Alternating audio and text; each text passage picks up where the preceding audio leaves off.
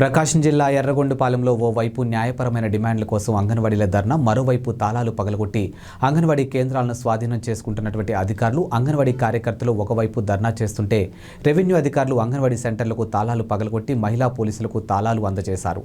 తమ న్యాయమైన డిమాండ్లు నెరవేర్చాలంటూ అంగన్వాడీ వర్కర్లు, హెల్పర్లు ధర్నా నిర్వహిస్తుండగానే రెవెన్యూ సిబ్బంది ఆధ్వర్యంలో తాళాలు పగలగొట్టి మహిళా పోలీసులకు స్టాక్ను అప్పగించేశారు. ఈ ఘటనపై అంగన్వాడీలు ఆగ్రహం వ్యక్తం చేస్తూ ఉన్నారు. ఇక తమకు ప్రభుత్వం న్యాయం చేయాలి కానీ అన్యాయం చేయకూడదని హితవు పలికారు.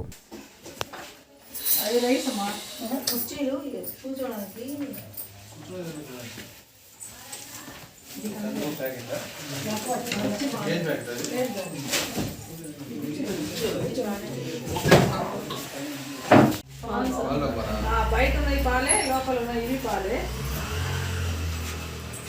రాసుకోవాలి రాదా? రాసుకోవాలి.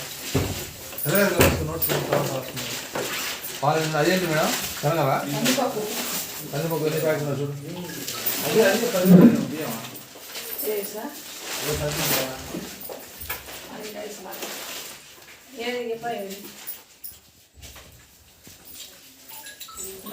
సమాన వేతనం ఇవ్వాలని చెప్పి మిగతా ఉద్యోగుల మాదిరిగా అంగన్వాడీ వెల్ఫర్స్ను, టీచర్స్ అందరినీ కూడా గుర్తించి ఉద్యోగస్తులుగా గుర్తించి వీళ్ళందరికీ